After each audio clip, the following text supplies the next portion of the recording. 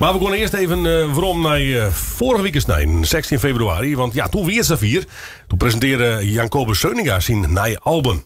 Voor de eeuwigheid. En we praten hier over verder met Jan Kobus. Een hele goede middag. Goedemiddag. Ja, de meesten die kennen daar zelfs als gemeentedichter van die 2000 joodjen. Kobus gaat naar Appelska en naar de vierde Pikmiet. Ja, dat is allemaal in mijn verleden. Hè? Ja, dat is al je. Dus de hast in sporen natuurlijk. Ik ruimschoots verzinnen in de muziek. Maar ja, nou even hoe die nieuwe album voor de eeuwigheid. Ja.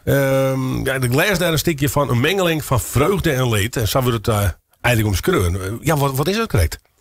Het is een beetje maffe, absurde liederen over de dood. Of het entertainment wat je kunt doen om de dood even te vergeten. En ik denk, nou, ik wil een dagje ouder. Laat ik maar voor de zekerheid voor de eeuwigheid gaan dan. Ja, nou, dat is niks op grond te merken zelf. Een nieuw album. Hier is al een beetje omschreven natuurlijk. Wat voor soort versjes binnen krijgt eigenlijk? Het is echt wat maf materiaal. De CD straalt wel bepaalde eenheid uit. Maffe verhaaltjes, maar ook wel een beetje morbide verhalen over de dood. Van de eerste heet bijvoorbeeld de verstrooide infiltrant. Dat gaat over iemand. Nou gaat er een beetje, mocht ik doodgaan, dan zal ik verrast worden. En dan zal ik toch wraak nemen als ik rondzweef als as op degene die maar niet goed gezind was, bijvoorbeeld. Oké. Ja. Dat is een voorbeeldje dan in die mafheid. Maar ook een liedje over basisschooltijd. Ik heb 2 jaar op korfbal zitten. Een lied over korfbal. Heb ik ook over dit. En dat is op zich ook heel maf, heel lange tekst. En van alles. Ja. Maar dat weer goed bevallen, dat korfbal? Of dat... Nou, ik heb er geen rare gedachten over. Nee, het was op zich wel... iedereen denkt korfbal een truttige sport heel vaak. Maar dat viel ook wel met. Hè. Het is eigenlijk ontstaan ooit in de Victoriaanse tijd. Heel conservatieve tijd. Ja. En het was de enige gemengde sport. Maar geen blessures zou worden rare dingen. Nee, volgens mij niet. Maar het was basisschool iets. Ver week ook niet meer terug. Maar het was twee leuke jaren had volgens mij. Ja. Maar door helft eigenlijk de inspiratie waai van dingen die zelf mij maken? Of wij zelf... Ja, er zit meestal wel een soort link. Hè, met die nummertjes die een beetje over de dood gaan. Is dat ook weer heet ook een nummer wat Mijn Begrafenis. Dat stel ik daarvoor. Maar dan ga je gewoon fantaseren. Dus wat er nog van waarheid in zit, weet ik eigenlijk niet. Maar je fantaseert er een beetje over en je probeert een beetje grappig met om te gaan. Het is toch onvermijdelijk. Dus moet je maar iets mas van maken. Dus dan maar iets mafte van mij en dan net al te zwieren. Al te zwieren om het steeds maar. Ik zeg ik nog van de week, lees ik een artikel in die kranten. En die kranten die vergelijken daar eigenlijk met Dr. Anders P. Ja, dat hoor ik wel vaak. Op zich, dat is het ken minder, denk ik dan. Ja. Maar dat vind ik wel een mooi compliment, denk ik. Ja, ik vind het mooi hoe die man ook al die teksten in elkaar vlocht en zo. En maffe dingen aan elkaar deed. Dat heb ik ook wel een beetje van... Ja, maar hij had het veel meer, dus... Ja, maar dat doet het op je eigen manier. Ja, dus precies. Dat is natuurlijk wel bijzonder natuurlijk. Dan gost een naar je albummeisje. Of dan had het idee van, ik ga versjes, of ideeën, dan maak ik wat met dwan. Ja, hoe komt zoiets tot stand? Want dat wordt eigenlijk... Deze is eigenlijk een mengsel van nieuw materiaal. Maar het is ook wat oud materiaal wat ooit eerder is opgenomen. Of een B-kantje was. En wat een beetje een vergetelheid is raakt. En dat vind ik op zich... Ik denk, nou ga ik het idee voor het album. Het moet een mooie eenheid. Omdat een aantal nummers zijn gewoon vergeten. En er was ook één nummer bij. Dat had ik eerder opgenomen. Maar was ik helemaal niet tevreden hoe het erop stond. Dus denk ik... voor de eenheid is dat gewoon heel mooi.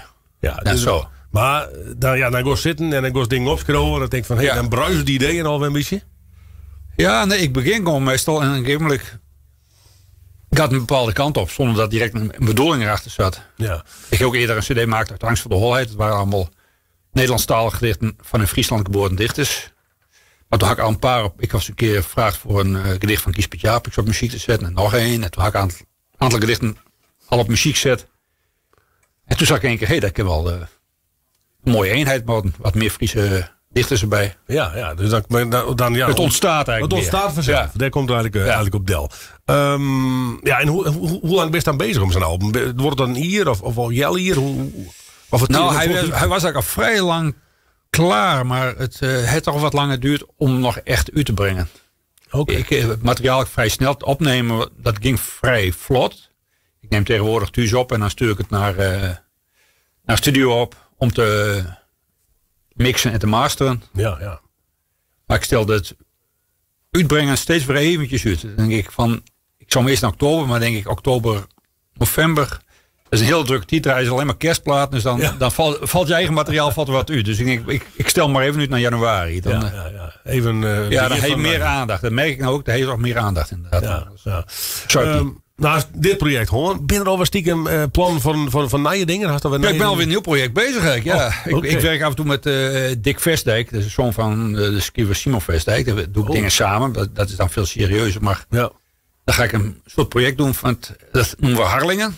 Maar dat is een soort metafoor met havensteden. Dus hebben we ook van dichters, ook veel van dichters van Friesland weer. Ja. Die vooral iets met de zee te maken, het echt met de zee te maken. Dus Slauwerhofje erbij. En Vestdijk is ook in Harlingen geboren. Ja, dat is wel bijzonder inderdaad. Ja. En dan van Teun de Vries uit Van Woudenhem. Die heeft ook een heel mooi boek over geschreven dat in Harlingen speelde. En naar aanleiding van het boek heeft hij ook weer een nummer geschreven. En dat is dan weer veel serieuzer. En dat is eigenlijk de planning als het beetje met zit, dat in oktober ongeveer komt. Oktober, nou, dan houden we dat even in de gaten. Dan kunnen we dan wel weer even erover. Ja, dan kom ik weer een keer zwaar zijn.